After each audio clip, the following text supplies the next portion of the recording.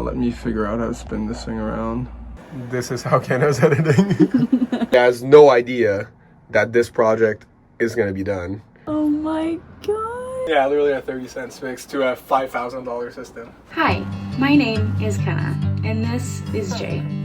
We live aboard our Choi Lee Offshore 41. Her name is Sitka. Currently, we are sailing and exploring our beautiful home here on Vancouver Island in British Columbia, Canada. I'm new to sailing, but I'm learning and loving it more and more each day. Jay, on the other hand, was born a salty sailor. As he takes me under his wing to get ready to sail around the world, join us on our adventure of falling in love with the beauty of life and the wonders of each other. Welcome to the story of us, and welcome to Sailing in Sitka. I treated myself to a weekend getaway to Salt Spring Island, where I spent most of my time adventuring around with my good friend Zoe. While I was enjoying my time discovering new sights, Jay took it upon himself to rebuild me a more efficient and organized system for our clothing locker. Alright, this locker is about to meet exhibit, and we're about to go pimp my ride on this thing. So I'm gonna take all this clothes off. It's right on the hull, right? So anytime clothes hits it, it's not insulated, things get wet, things get moldy. So enough of that. So we're gonna take all this out. I'm gonna grind back to fiberglass and kind of do the same kind of work that we've done in our cabins. I got some spare Armaflex left, so I'm gonna insulate that whole thing, and we're gonna make triangular shelves. So we're gonna have a little bit of shelving in here, plus hanging part at the back, so that way we're gonna maximize the space efficiency in here a bit more. All right, let's get going. All right, so this is the locker and what it looks like when all the clothes has been removed. So what I'm gonna do is I'm gonna make this conduit that you see there is a fiberglass deck drain.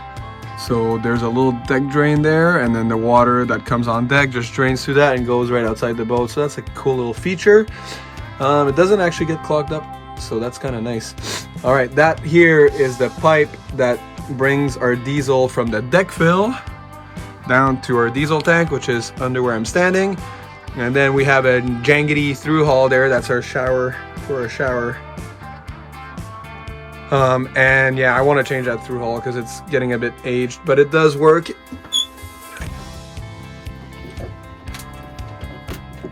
And inspected it when I hauled out last, and it's still fine.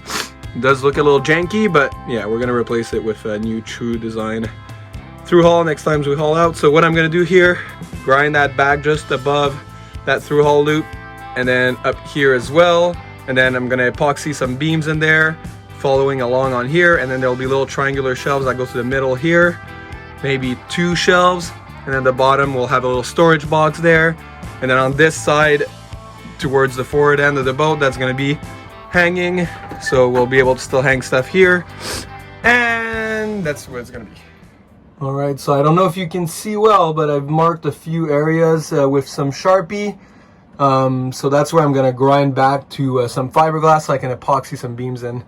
So got the shop vac in here. So I just used this guy with this attachment on it, and then put some sandpaper on it, 40 grit, and that does the trick. It's just a little bit of paint on here, so it shouldn't be as hard as the cabins. All right, I'll get going. All right, so this is my little station, which is kind of nice. I get to sit on my little seat here, my nav table. Let me figure out how to spin this thing around. No idea. Okay, give me a sec. All right, I've spun you guys around. So just grinded that little part, and that's where there's going to be a beam. Then I got to grind the matching one on this side and then down here. The reason why it's so short and it doesn't go all the way there is that I got a thing that in the future this pipe might need servicing, and I want to have enough space to work around that area so I don't end up cursing in French and losing my mind here. So I'm thinking of a future Jay when I do projects on the boat, so that I'll most likely be the one doing the maintenance in a few years down the road, because that's the boat I intend on keeping forever. Sitka, good girl. All right, let's get going. All right, so as you can see, I use the light, grind it here, grind it there, and then the matching beams here. And yeah, it's gonna clean up now and then epoxy some beams in place. So I had some leftover already curved plywood that I used when we did the quarter berth as well as our main cabin. So that's perfect. So I'm going to be able to reuse some material. It's already curve cut, so I'm just going to go ahead with a skill saw, cut those up, mix up some epoxy in 403, glue them on, and then I'll have to go to the hardware store and get some plywood as I don't have enough for this project. And then yeah, I want them triangle, but obviously I'll make a little bit of a curve to get more space, and so it's still ergodynamic. I don't know if I'm saying this word right. I'm French. Anyways, yeah, okay. Enough rambling on. If Kenna was here, she'd tell me to zip it. All right, bye guys. Getting my fiberglass station ready. Gonna get the glue gun out of there, and then we got all our trim pieces there that are gonna get glued. So I won't film this. You guys know the process. If you watch our last 2 episodes, if you want to see how we get this done, just go watch episode 1 or episode 2. All right, bye-bye. All right, so the beams are in place. They're all epoxied in. So I'm going to have to let that cure a bit. I'm going to have some lunch here. Then I'm going to go get some plywood. I'm going to cut the plywood, fit it, epoxy the edges that are going to go against the hull. The shelves are not going to be epoxied in place. They're just going to be screwed in from the top, just so they're easily removable, so I can access all that stuff down there. Once the shelves are in place, I'll probably paint them and then create a, well, before painting them, I'll make a fiddle and then paint them. We'll see. All right, so just added a little bit of a frame here just to give it a little bit more structure. I had some spare 1/4 inch on here, but it's pretty thin and flimsy, so I thought I was going to be able to get away with it, but it's just not good enough. So I'm going to go get some 1/2 inch plywood, use this as a template, and then we'll get those shelves in. All right, so I used all the leftover Armaflex we had. So really the most important one was that back one, which is the hull and the deck. That's all good, and I used the scrap pieces to just overkill it, but that doesn't really matter because that's not really in contact with outside. These are like interior bulkheads, so, but still, we better keep our clothes mold free and dry. So I got all my dry fit stuff that I've cut, and I'm gonna epoxy the edges that are gonna be in contact with the hull, and then yeah, I think that's gonna be it for today because I'll have to wait for this stuff to dry, and then tomorrow I'll be able to assemble everything and maybe paint it. Let's see. Anyways, I'm gonna get started on this project on day 2. Currently, Kenna's not here. She's actually in Salt Spring visiting her friend Zoe, and she has no idea that this project is gonna be done. I told her about the idea to do this project, and she was quite excited because that's where she keeps all her nice little grandma sweaters.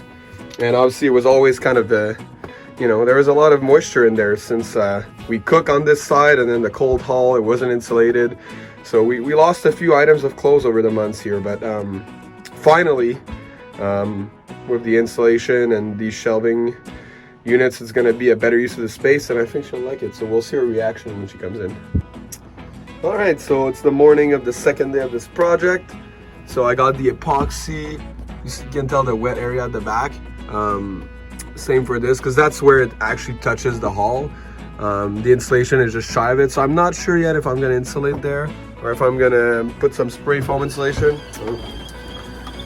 Coffee time. All right, shut that off while I'm talking to you guys. So the top, as you can see, I rounded this corner, and there's a bit of an air gap there because I wanted the pole obviously to be clear of it.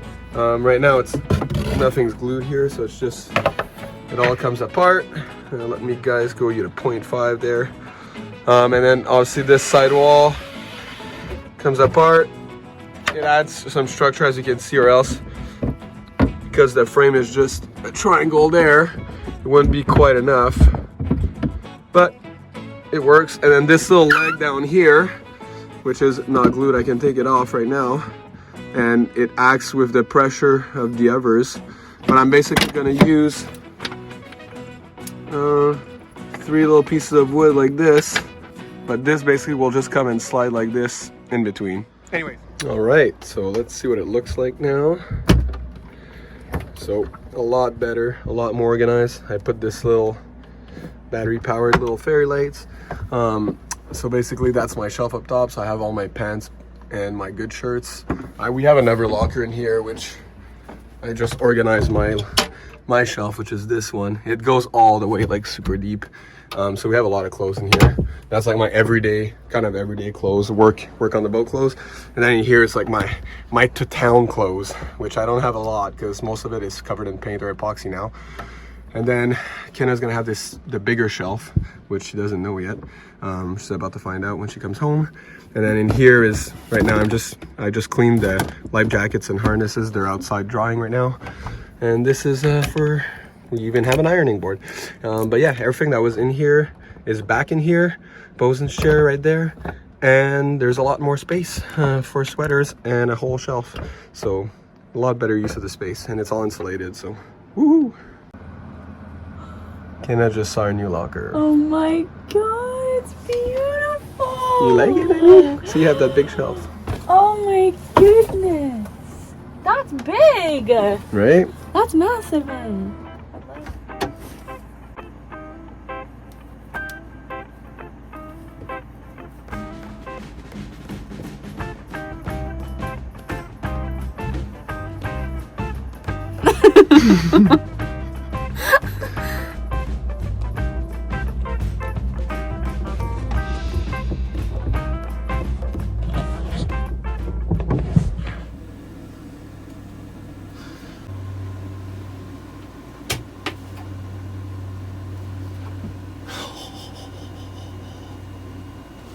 And then power's on, 12 volts on.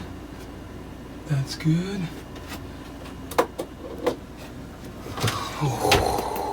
Is it going to? I don't know. We're gonna have to go outside.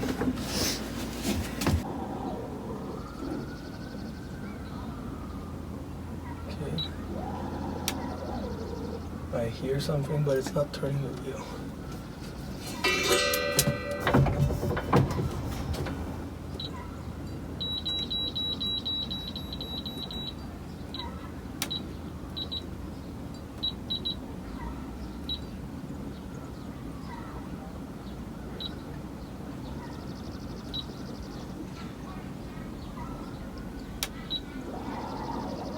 I hear it. Yeah, I hear the drive, but it's not activating the wheel. It should be turning this, right?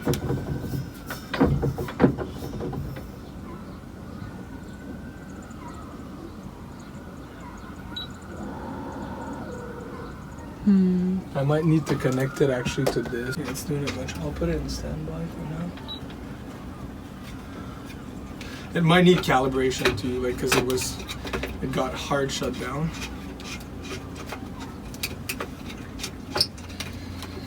Actually, I'll plug these here. I don't need them to be over there.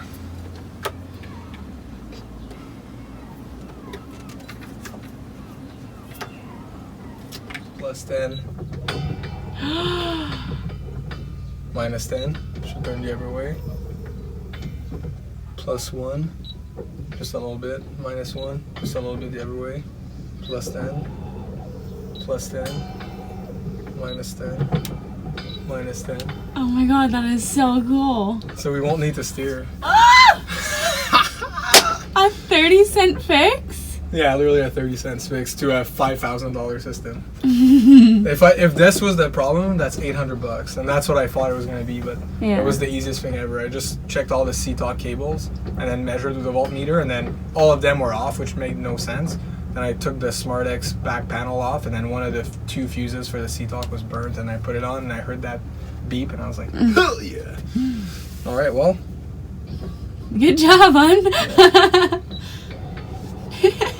Yeah. Action. Thank you for watching. Please subscribe, like, and comment, as it really helps us out. And I hope you enjoyed this video. Thanks for watching. Bye.